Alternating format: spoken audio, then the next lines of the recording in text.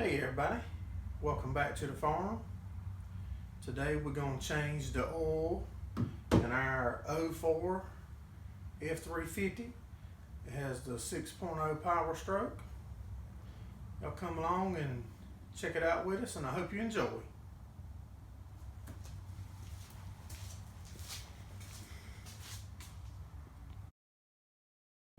Before we get started with changing the oil, we always like to take the air hose and the blow gun and blow off around your oil filter and blow a lot of the stuff off. We get a lot of dust up under the hood on our trucks on the farm.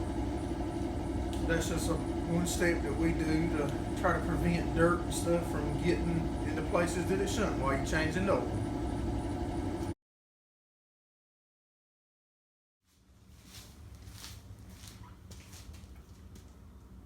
We run ROTELLA T6 synthetic oil in ours.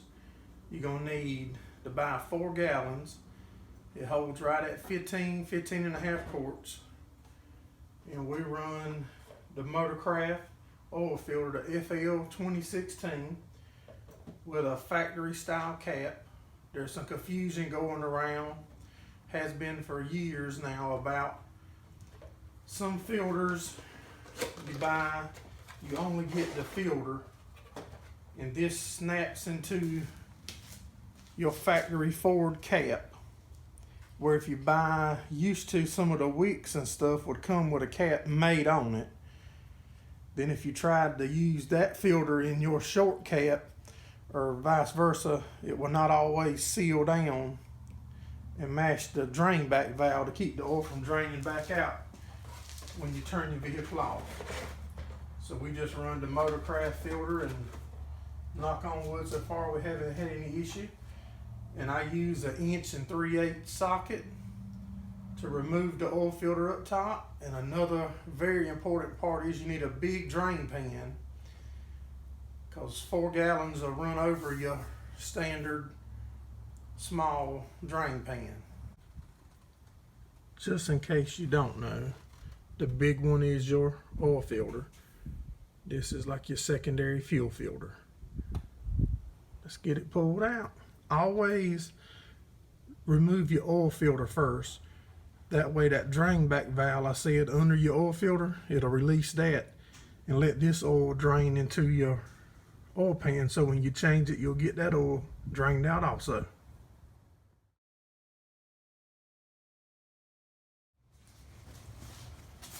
Some people, I just take a bag when I take it off, that way I can put it straight in the bag. I can use the bag to handle it. And this filter will snap right out of this cap. Just like that. Now that's in a bag. Some people swear by changing the O-ring every time. I'm not that kind of person. I've had them to leak with the old one. I've also had them to leak when I put a new one on it. So if I'm not having a leak, I'm not going to mess with changing the filter, the O-ring every time. And this filter will snap right into that cap. You should be able to hear it. Now it's snapped in. My O-ring is fine, I'm pretty sure. If it leaks, I'll make sure I tell you in this video. I'm not going to hide nothing from you. Let's put it back in. All right, you just straddle your tube, your spring. When you go down, see that spring in action? That's what you want. Push down, hold it down, and turn. Now it's caught. And if you do put the new O-ring on, or if you use your old one, you need to make sure that it's oiled and lubed so it don't try to roll that O-ring. And you're not sealing this with foot-pound of torque. The O-ring is sealing it. So I just run mine down till it's tight and give it a little like that. I don't know the specific specs on it, but I know it's a plastic type cap and you'll break it if you try to put a bunch of torque on it. I make sure I wipe around it and it's good and clean, so if there's a leak, I'll see it. As you can see right there, we've got a 5 gallon bucket. There's your drain plug. That's a 19 millimeter. Fits mine perfect. Let's get it taken out and get her draining. I got it broke loose. We'll try to do this with one hand and record without dropping my plug in that bucket and without getting too much oil on me. Got it on my fingers because I've run the small pans over myself. That's why I was telling you a while ago to make sure you get something big to catch it in. Alright, she's finished draining. Push that right there. Get the oil point. I'm gonna mess right around and drop it in that 5-gallon bucket of oil.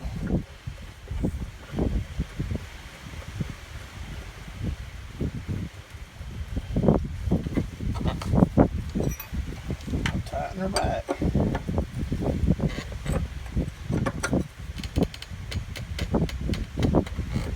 That should be good. Wipe it off good. That way once you put your oil in and run it for a few minutes, you can check for a leak.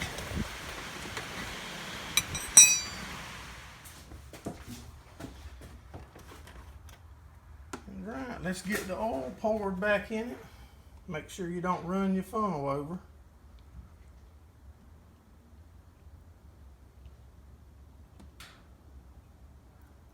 And I'm pretty sure it holds 15 quarts.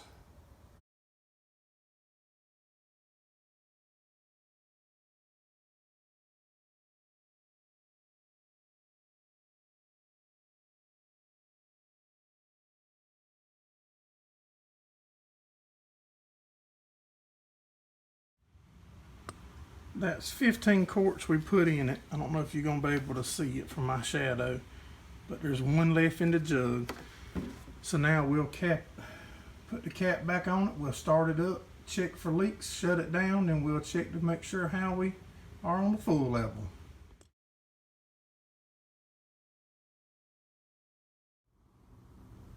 Fixing to start it up.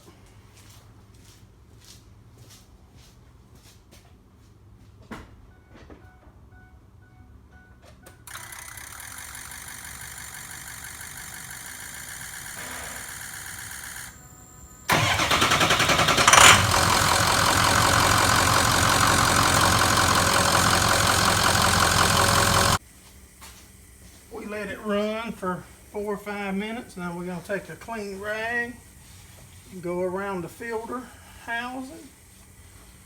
No leaks, that's just smut, soot, whatever, but that's clean. Let's get down at the bottom and make sure the bottom don't have any leaks. Let's try to scoot under here. Oil plug looks good. Nothing leaking.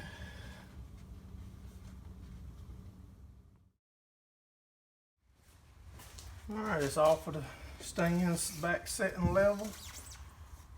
Just wipe it off and check the oil level.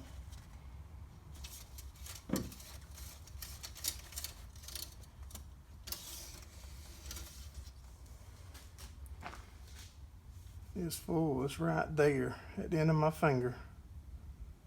So 15 quarts filled it up. Good to go. And just in case you're interested, we have other videos on us doing work on this truck, like the alternator. We upgraded to the all aluminum radiator.